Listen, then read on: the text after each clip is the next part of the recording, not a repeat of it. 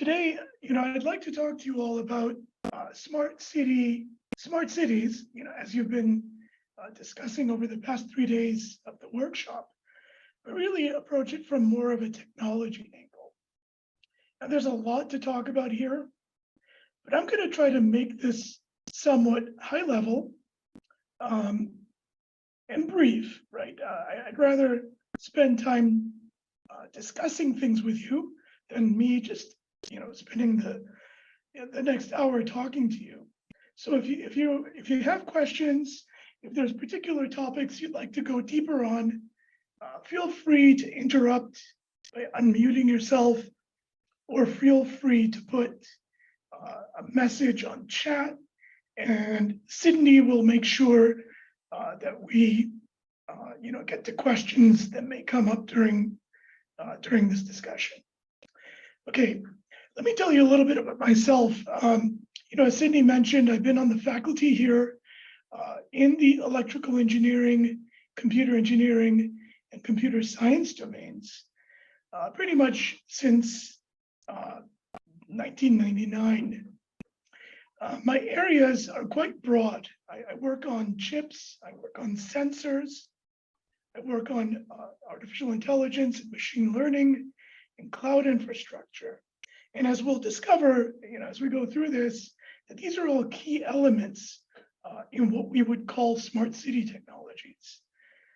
And while I've been here at the university since 1999, I've also had the pleasure of working on a number of startup companies that have used my expertise in some way or another to commercialize my work, my research, the work of my students, and bring it into practicality.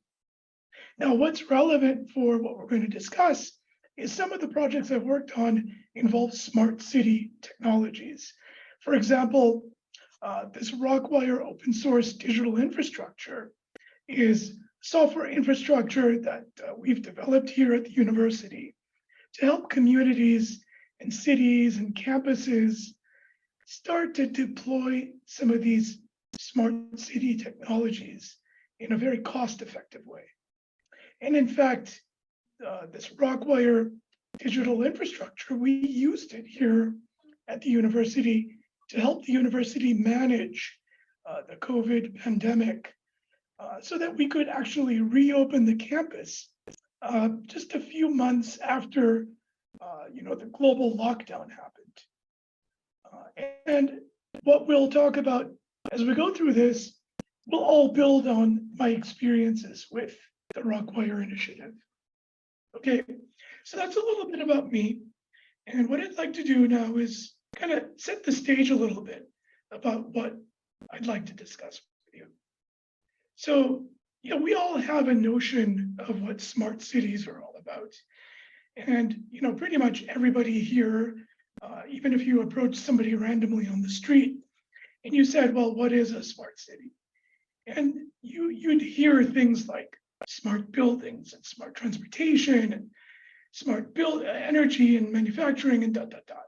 Right? So we all have a bit of a notion of what we mean when we talk about smart cities. Now, in order for us to really get to the heart of what any of these things mean, we kind of have to unweave these big notions like smart agriculture and talk about the components that are there in order for these things to happen. Some of these components involve government and local jurisdictions and local bodies that are setting up regulations, and they have to be digital friendly. Let's call it digital government. So on the policymaker side, there has to be a willingness to do these things. And then we need a set of technologies, things like open data, digital infrastructure, some notion of privacy and security. And today, what I'd like to do is really not dive so much into the digital government side, which, by the way, is a key and critical ingredient, but really focus in on the technology side, which is the data and the infrastructure and the privacy and the security and talk about what it is at a very high level so that we all have an understanding of what's possible. So really, three key things. Sensors, just so that we understand what they are. The cloud, because it's a key ingredient. We all have an idea of what that means, but let's be a little specific. And I'd like to talk a little bit about AI, because why not? And of course, you can't talk about anything these days without bringing up artificial intelligence. So three key technologies, some challenges, some opportunities, and I'd like to spend a few closing moments at the end talking about something that I'm quite passionate about and something that I've been spending more and more time on, that is smart energy communities. Okay, so let's dive in. Now, of course, we can't go too far without really asking the question, well, why do we want to make the city smarter? Right? And I'm sure, again, we all have ideas of what this means. But let's make sure that we all are on a level setting here, right? Primarily, we're doing this because we want to make better use of the civic infrastructure, be it the land, the buildings, the resources of the community, which are all finite, right? And in this day and age, we all have to make better use, more efficient use of the things that we have. Now, in addition, there's public services, water management, electrification, transport, that we all want to do at lower cost and higher scale as cities grow, boundaries grow. So it's more important not only to do them more efficiently, but to do them at lower cost. We also need to take into account things like negative externalities and indirect costs. These are big words, but let me spend a moment to kind of zero in on what they mean. So, for example, noise. Noise is not a direct cost, meaning it's not $1 or €1 cost in terms of what it means to the city, but it is a negative externality in the sense that if there's a lot of noise generated by, say, traffic or construction or building or industry, that noise has a direct impact on the community, an indirect impact on the community. So we want to be able to measure these things. And this is becoming all the more important as we start to consider negative externalities like carbon emissions, which today primarily are indirect, but we want to make them much more direct, a direct consequence of anything we might do within a civic infrastructure. And of course, at the end of the day, what we're all trying to do is improve the health and the well-being of the community that we're all participating in, right? So why are we doing any of this? Well, these are the reasons, right? These are the most important reasons, and of course, many others that are there as well. Okay, now, if we're going to start to talk about technology, we have to kind of absorb one thing, and we tell our engineering students this pretty much on day one when they arrive at campus. But surprisingly, it's something that we have to remind students of all the time. That is, if you want to improve something, you have to measure it. And you have to measure the right things in order to make those things get better. So a lot of what we talk about when we talk about smart cities is really about that particular principle that we have to measure. Okay, so let's talk about that. By the way, any questions? I know this is still very high level, but feel free. It'll be a lot more fun for all of us if we can somehow make this a dialogue. Okay, so you can't really go too far in the world of smart city technology without talking about this idea of the Internet of Things. And it's useful for us to spend a moment on what does that really mean. Um, and the idea is very simple. There are these things that we're going to call sensors. And these sensors, again, we'll dive into those in a moment, but could be deployed throughout a community, throughout infrastructure, for example, throughout a farm or farmland or a zone that we consider to be an agricultural zone, or they might be scattered throughout a roadway if we're trying to measure traffic flow and congestion. So these sensors are essentially the things that we think about when we talk about the Internet of Things. And these things are essentially communicating to wirelessly, by the way, because today that's just how we're going to build them. They're communicating with the communication infrastructure that's, hopefully already part of the city. So, for example, they could be 5G base stations. So each of these sensors communicating data, traffic data, for example, or crop yield, or water rainfall, whatever the sensors are capturing, communicating through these gateways that are already part of the city. So there's no additional build out that we need to do. We're just leveraging what's already there. And then communicating to the computing side of things, which today would be in the cloud. So this particular infrastructure is what we call the Internet of Things, as an example of the Internet of Things. The things are the sensors, and the Internet is there. It's already ubiquitous. We're taking advantage of the capacity of our advanced 5G and 4G LTE systems to deploy these things at scale. Okay, so now let's get to some specifics. So what are these sensors and what do they do?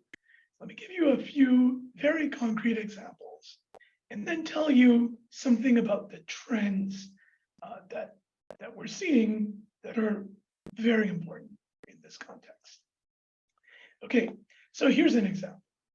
So Sony, working with the city of Rome, is engaged in a trial project where this particular sensor, designed by Sony, it's a camera, really. So you can see in this picture, little camera that's kind of through the protective shield, transparent shield here, that mounts on top of a light post or a city post. Could be, probably fits within the needs of the infrastructure in Rome. But you can imagine putting these things throughout a large city like Rome.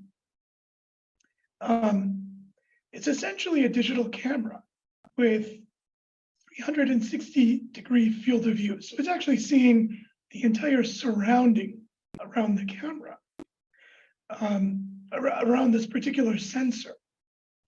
And within this housing up here, what we have is all the communication infrastructure to talk back to the 5G base station, and then ultimately send whatever data we're capturing here into the cloud.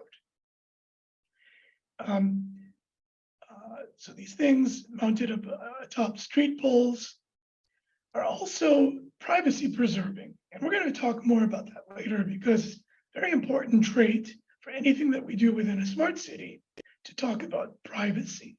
And we'll get to that in a moment. Okay, so now the city officials in Rome were particularly interested in reducing traffic congestion overall within certain corridors in the city.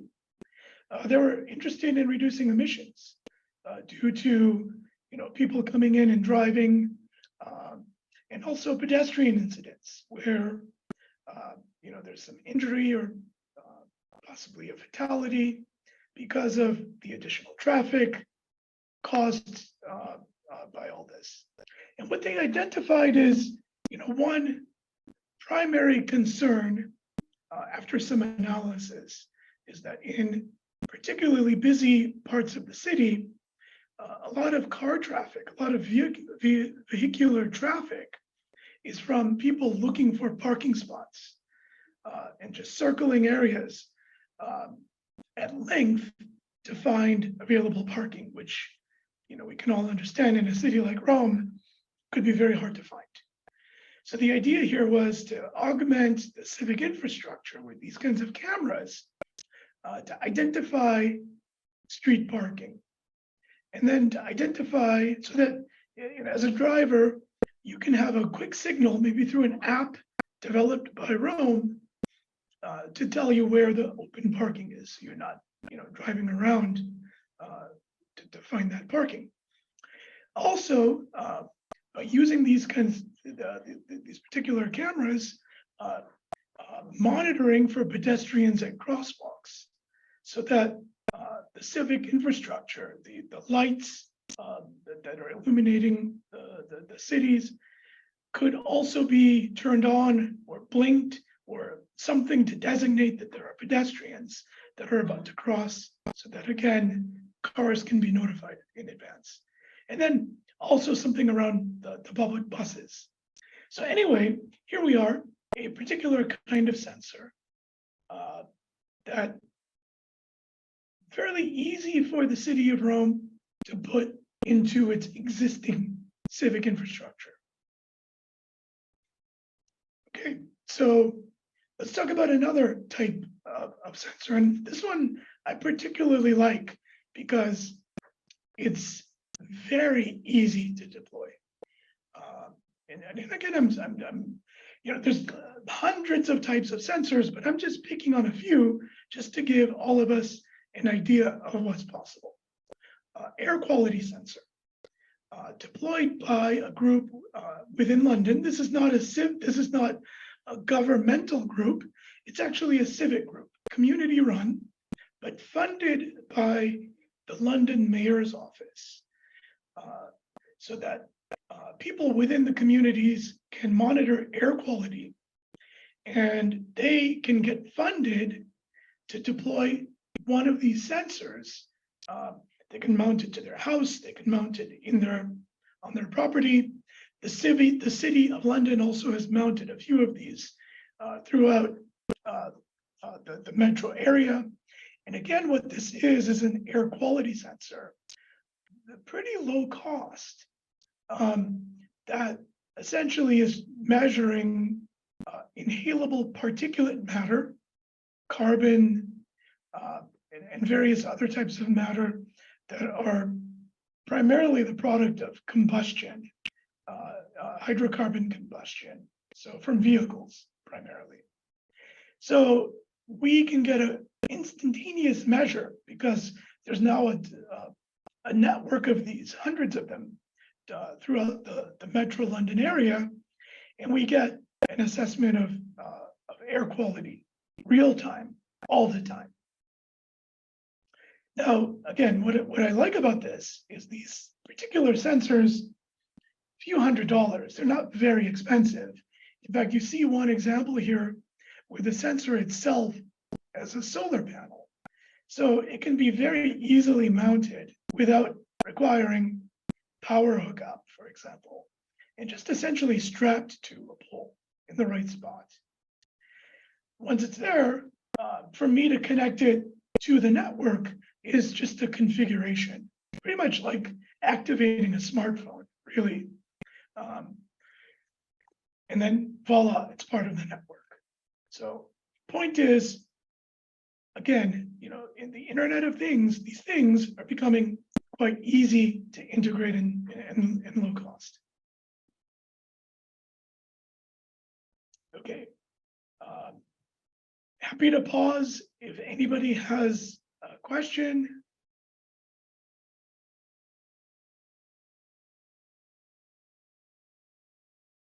Okay. It'd be kind of boring for us to talk about every kind of sensor that's out there. And it's also maybe not interesting broadly to talk about the technology of any particular sensor. But we can do that if there's interest maybe in the QA session. But let me give you one example, another example. A water sensor, right? These are things are incredibly revolutionary, and the technology to make these water sensors has really blossomed, I would say, over the last 10, 15 years. But essentially, a very low cost sensor. In fact, you can see, and you can tell just from the scale of it that it looks small. And the smaller these things are, the cheaper they are, and the easier they are to manage. But this small sensor can do some very sophisticated things in the domain of water management. We can look for dissolved oxygen, pH, conductivity, salinity, ... right? All these things that might be really important if you're working in the domain of agriculture or aquaculture or water processing. And then now all of a sudden, something that used to be very expensive and quite intensive to integrate has become easy and cheap. And that's all part of what we talk about when we talk about things in the smart city domain. So whereas before I could have put one of these into what I would have considered a smart city, now I can put hundreds, dozens, hundreds, whatever, into my water grid, into my water processing, so to better manage things.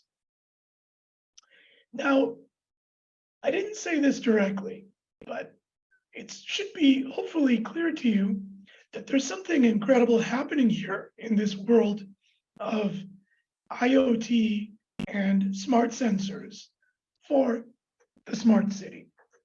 And in particular, the analogy that I'd like to make, the connection I'd like to make, is that this thing here, which everybody in the world basically knows, it's an IoT device. It's got a bunch of sensors, cameras, microphones, and a dozen other sensors. And it connects to a 5G base station. So this thing that we all have in our pockets, basically an IoT device, a sensor.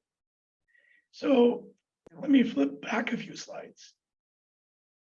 It should be no surprise that, well, everything that Sony is putting into this smart camera benefits from the fact that Sony actually also makes pretty much the camera electronics for a huge fraction of the world's smartphones today, right? So the cost of deploying a smart camera in a smart city gets to leverage the economy of scale that the mobile market brings into that space.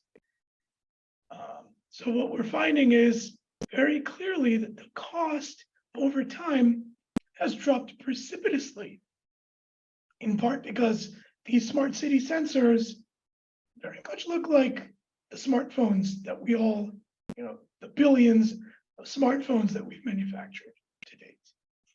So that's incredible, right? As people that are educating others about smart cities, this is something that we all have to bring in mind, that anything that we think about as the future is going to come at us very quickly because, again, things are getting not only cheaper, but easier to do. Okay, now I'd like us to just kind of sticking with this analogy with mobile for a moment. I'd like us to just think about this. There's actually a smart city technology that's already available in every, well, I won't say every, but nearly every city on the planet today. It's very advanced, it's highly used, and it's there in part, well, in thanks entirely due to mobile. And I would argue it's probably the most important smart city technology that we can create. And we already have it. So the question, what is it? Anyone? By the way, Sydney, I haven't been monitoring the chat, so happy to. There's been one question so far, but I think the person wanted me to save it for the end. Okay. Anybody want to read my mind and tell me what the thing is?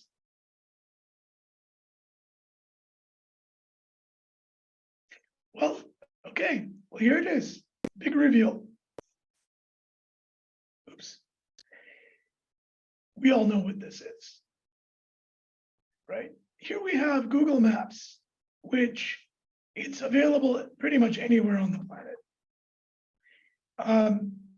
And I would argue it is a smart city technology, right? As a member of a community, or even as a visitor to a community, I can navigate that community and get real-time assessment of the best way to go from A to B. And by the way, it came nearly for free to most communities, right? The cities of Urbana and Champaign, which is where I live in the US, didn't really pay Google to make this capability available. But somehow we all collectively leveraged the economies here in order to provide this capability to everyone that has access to a smartphone, right? But in my mind, this is an example of a smart city technology. And everything we do kind of leverages the same basic technology components that Google used to bring Google Maps to all of us. Okay, so we talked about sensors briefly. Let's talk about the cloud. Well, we talked about sensors. We talked briefly about the wireless communication infrastructure, which is the 5G infrastructure that is getting deployed throughout the world. So we can take data from these sensors and put them someplace, right? We've got that infrastructure. Where do we put it? Now, it used to be prior to the cloud that, well, we as in a community or a city, would have to build the computing servers to gather that data, to house that data, to keep it secure, and write all the processing that would be needed in order to do something with that data. Right? That became another piece of the economics of the smart city, which those are exorbitant. Now, thanks to the cloud, it becomes quite easy, or much easier, let's say, for a city that may not have that computing infrastructure to leverage the public infrastructure, the public cloud. So essentially, the data that we're collecting off our streets ends up in this blob, this little cloud-shaped thing here. And within that cloud-shaped thing, there is computing hardware and there is computing software that takes my data and organizes it into some kind of store, database, data lake, data cloud, data warehouse. These are all synonyms for places to organize this data that we're collecting in real time off our civic infrastructure. Now, we might take that data and augment it with some kind of external data, like weather patterns or industrial logistics or agricultural forecasts and ... right? Whatever external data, also easy to obtain in the cloud. And then we take all that and we apply some kind of data analytics and machine learning and artificial intelligence, all these buzzwords, which actually have real meaning and real value. We'll talk about them briefly. And to get out of all that, some kind of action or policy or insight, or even a visualization that helps us understand what's going on in our cities. So that's really the intent. And I will speak from my experience, working on civic infrastructure in the cloud, that although this part of it, what we call the cloud, has gotten dramatically easier over the last 10, 15 years, it's often the hardest part of building a smart city civic infrastructure. It's getting relatively easy to put the hardware in place, putting sensors on the roadways, connecting them so that they're delivering data into the cloud. But then once the data is in the cloud, there's a lot of effort in doing all the things that are in these boxes. Okay, and that takes effort, and that's in large part where there's still cost in all of this equation. Okay, so let's dive a little bit deeper. I'd also like to say that this cloud, a nice little picture to draw a little cloud around it, is real. And just a few images in case you've never seen one. What is the cloud? Well, the cloud is really these warehouse-looking buildings. For example, here's a Google public cloud data center in Belgium. Nondescript, lots of cooling. All this stuff you see here on the sides is cooling infrastructure. The building itself houses what you see on the right image, which is, as you might imagine, even if you've never seen the picture of one, these racks and racks of very sterile and boring looking server equipment. And there's a technician, a real human, who goes through and makes sure that all of this stuff is operating as normal. And these are all pictures from Google, but Amazon would have a similar type of data center, as well as the other companies that offer data center services.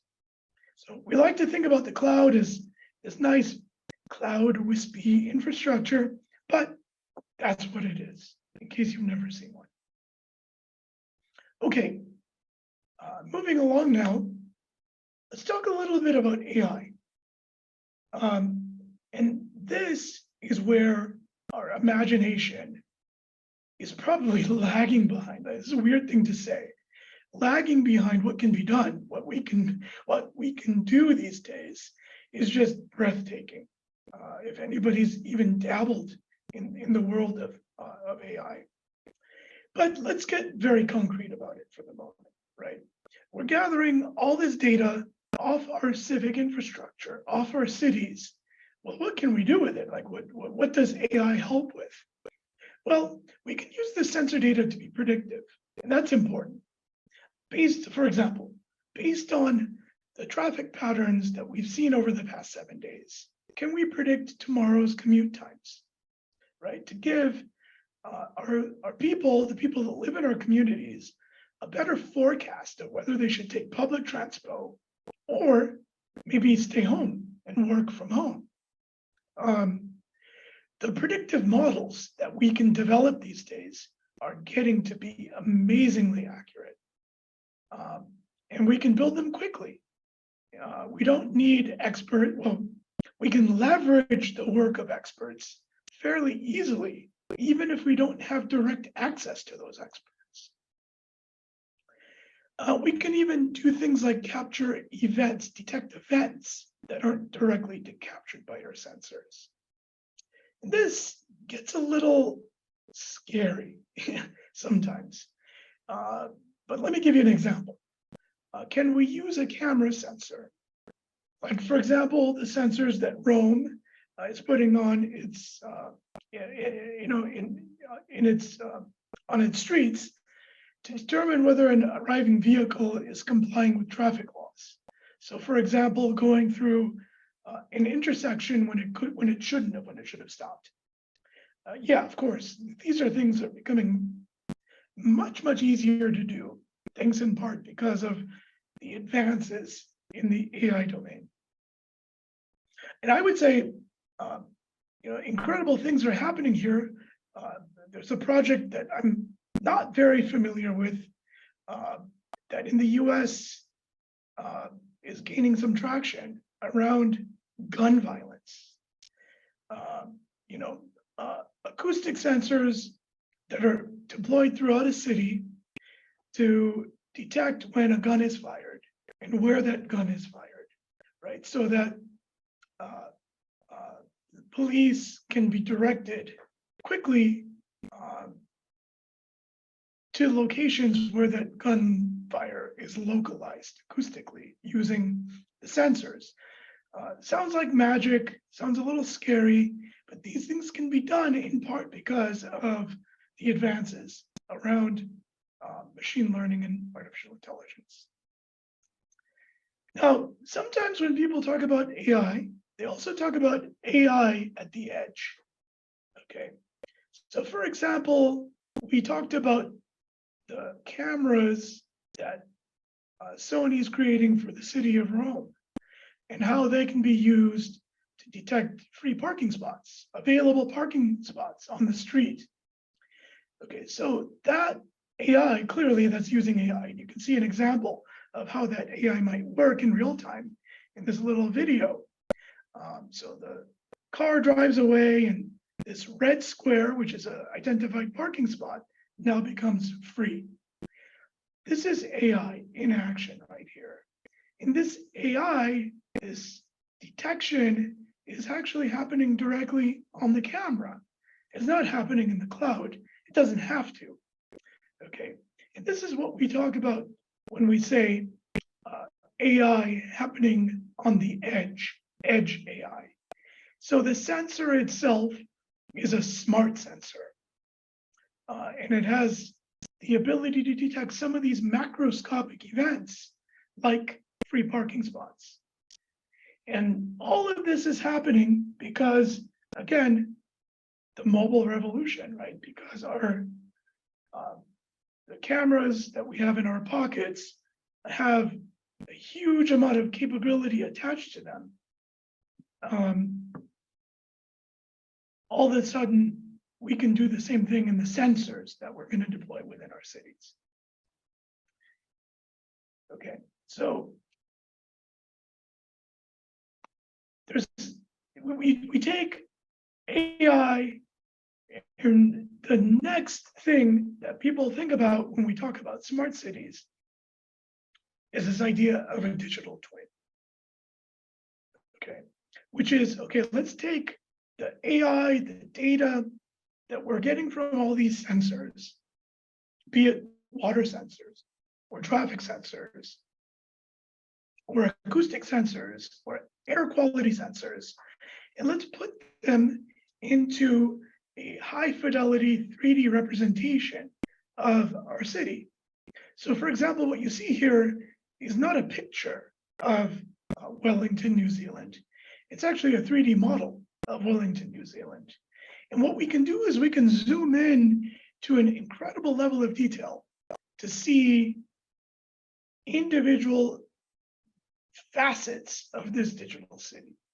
Right? The buildings are modeled with incredible detail. So with this level of detail, these 3D models, coupled with all this data from the sensors, coupled with the AI that we're running on this data, we can do simulations. And what we can do now is try to be informed about things like, well, what happens if I build a new roadway? You know, connecting point A to point B, or add a new bus route, or add a new solar facility. All these things which, you know, would require lots of experts to come in and weigh in on the pros and cons. Now we can be much more informed because of this idea of a digital twin. And I would say that the idea of digital twin is really a very new concept, probably kind of really starting to captivate people within the last 5 years. And we're going to see more and more of this as the pieces here start to come together. 3D models with all the other things. Personally, I find this incredibly rich and something that I think if we think about digital smart cities, a must that we kind of drive to, because it's really going to drive all the things that we want from our smart cities to be even better. This concept of a digital twin. Okay, well, I'm getting near the end, Just a couple more things that I'd like to talk about. Challenges, right? Clearly, there are challenges here. It's not all low cost and easy to deploy. Privacy is a very big one. And as an example of what we mean by privacy is I, or maybe anyone living within a smart city, is we don't really want others to be able to track us, as an example.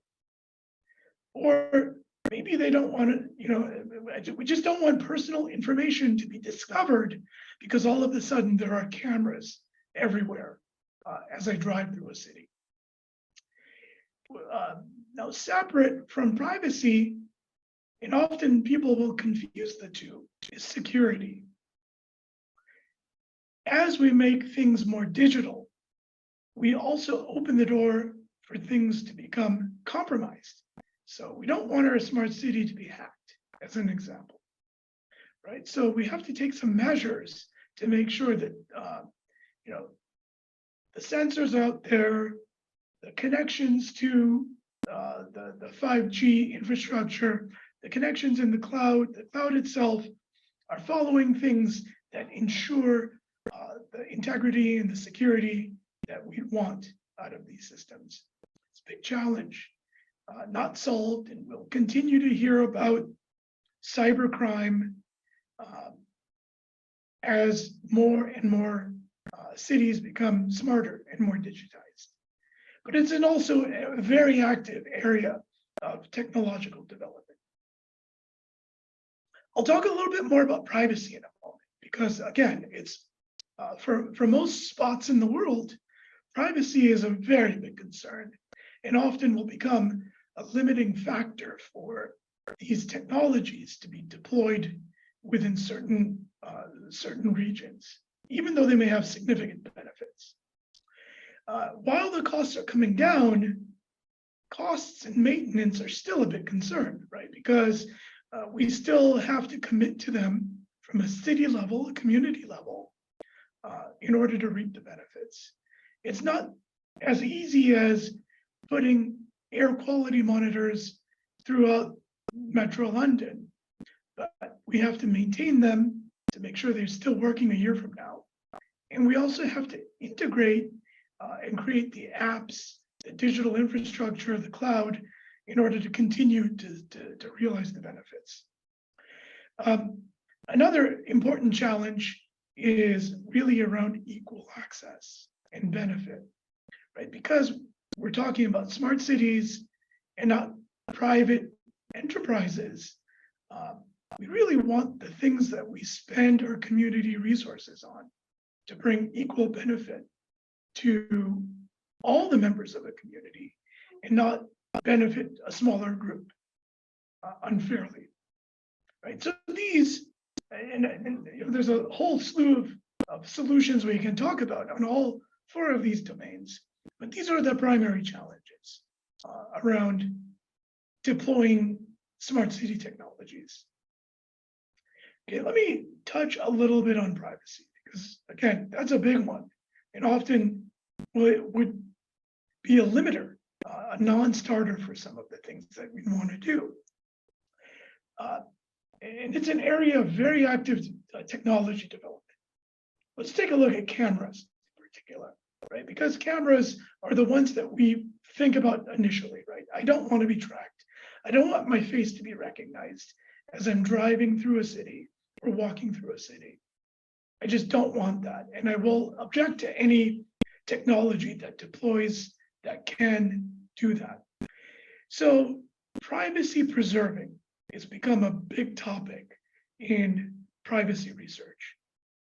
And what we want to do is, from the very source, as the sensor data is collected, make it so that there's no way for anyone downstream to be able to, for me to be compromised in that scenario. So for example, you might imagine a Sony smart sensor. As it's capturing what it thinks to be a human, to kind of automatically convert that human into a silhouette. So there's no identifying feature that can take that silhouette and pin it to me. Okay, and that's what we call privacy preserving technologies, and in this case, privacy preserving smart technology or smart camera. And of course, we'd want that, right? So we'd want that. We'd want to do that, and more so, the technology providers are providing that because otherwise it's a non-starter. There are privacy preserving technologies that are available across the sensor spectrum, from cameras to acoustic devices, so that even my voice gets obscured, so that my voice sounds no different from Sydney's voice. You might think, well, that's pretty challenging, but it can be done through this privacy preserving technologies. Okay, so let me finish off quickly with opportunities. Okay, and I don't have a whole lot of time, so I'm not going to spend too much time on it, but decarbonization and smart energy are going to be a big issue, for smart cities. And thankfully, the smart city technologies are there and ready to be deployed in order to make that transition easier and much more effective as we go from a